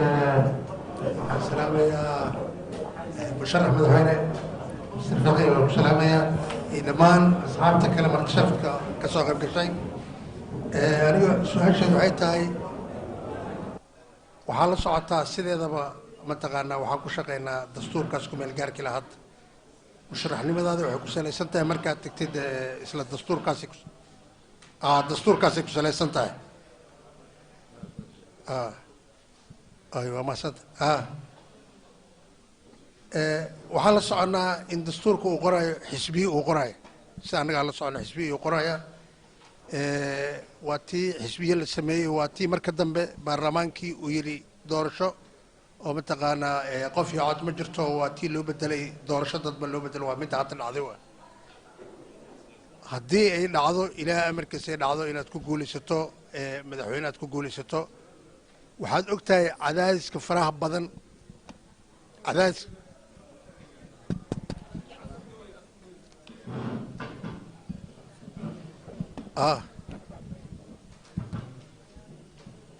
waxaa la socotaa mataqaanaa cadaadiska faraha badan ay ka imaanaya dowlad goboleedyada waa ogtahay waa la socotaa haddii qorshaha wuxuu yahay in doorasho iyo cod iyo qof in la sameeyo iyadoo la tixraacaya xisbiyadaas la tixraacaya haddii ay ku suurtogeli weyso oo culays fara badan ay kaaga yimaadaan dowlad goboleedyada tusaale ahaan ka wada dastuurka wuxuu qorayaa qodobka 93aad madaxweynaha inuu mataqaanaa uu casilaad uu gudbin karo marka ma kula tahay inaad geesinimad seelan karto haddii dhacdo cadaadis ay kaaga yimaadaan ku yiraahdeen ma jirto wax mataqaanaa cod iyo qof ma la sameyn haddii yiraahdeen ma sidaasaad raalli ku noqonaysaa oo sidaasaad ku wadaysaa mataqaanaa madaxtinimadaada mise mar haddii dastuurka la baalmaro waxaad awood u yeelanaysaa ama geesinimo u yeelanaysaa inaad tira adigoo tixraacay qodobka 93aad waa iscasilaya asalaamu calaykum su-aashaas waa su-aal si gaar u ah aniga waxaan qabaa awoodda qabashada doorasho qof iyo coda waxaa iskale dowladda federaalka maamul goboleed caqabad kuma noqon karo dhaqdhaqaaqaan rabaa inuu yaraado kaadi awoodda qabashada doorasho qof iyo coda waxaa iskale dowladda federaalka 100% waa inaysan cidna caqabad ku noqonin hogaamintana waxaa ka mid ah in dadka aad ku midayso danahooda anu waxaan qabaa mar walbaba khilaafka maamul goboleeda waxaa sabab u ahaa hogaanka dowladda dhexe oo mar walbaba si gaara wax u raadinayay haddii ay meesha ka baxdo hogaanka dowladda dhexe inuu si gaara wax u raadinayo inuu asaga wax bursanayo inuu awooddii ay lahaayeen maamul goboleedyada ku haysto wixii sababayey arrintaas inay ayaga laftigoodana caqabad keenaan taasay ahayd marka haddii aan hogaamin kari waayo oo la imaan waayo inaan dadka ku mideeyo masaalixdooda shacabka soomaaliyeed qorshaha aan wato ay taageeri waayaan maamulladu ay taageeri waayaan sababaan anugu u sii jooga maba jirtaba waa inaan yaallaa hogaamintii shuruucda dalka aanu ku hirgelin lahayn dadka danahoodana aan ku midayn lahayn mustaqbalkoodana inay go-aan ka gaaraan ayagu oo ay leeyihiin awooddana ay qaadan lahaayeen taasna waxaan qabaa cid ka hor imaan kartaa ma jirto haddaan ku fashilmana sababaan madaxweyne usii ahaadaa maba jirtaba waa iscasilayaa sheegta waa mahadsanta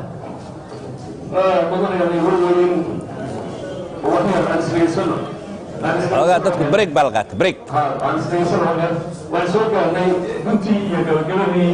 barnaamijka baadigoobka hogaamiye sugan oo maanta uu marti noogu ahaa doctor cumar cabdulqaadir axmed fuqi oo ka mid ah musharaxiinta uga cad tartanka doorashada 2021-2022 waxaana ku hadlaya magaca saaxiibaday xarunta tala soo jeedinta aan u mahadcelinayaa musharax doctor cumar shariif cumar cabdiqaadir aad iyo aad aan kugu mahadcelinaynaa sidoo kale waxaan u mahadcelinaynaa dhammaan mursasharafta ka soo qayb gashay barnaamijkan baadigoobka hogaamiye sugan mudane sugow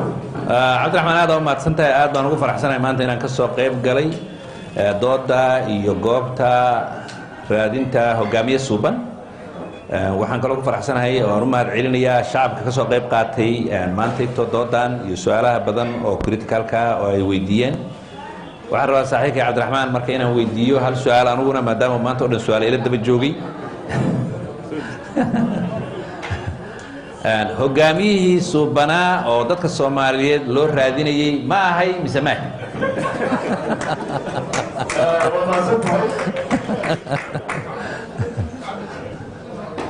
dictorada waa mahadsan tahay waxaan weli ku jirnaa baadigoobkii mar haddaan baadigoobka ku jirno marka aan isu soo uurino oo aan soo wada dhamaystirno aan waxaan dadka u caddayn doonaa hogaamiyihii aan isdhahnay waa hogaamiye suubanaa ee la raadinay marka waxaa ka mid tahay tartamayaasha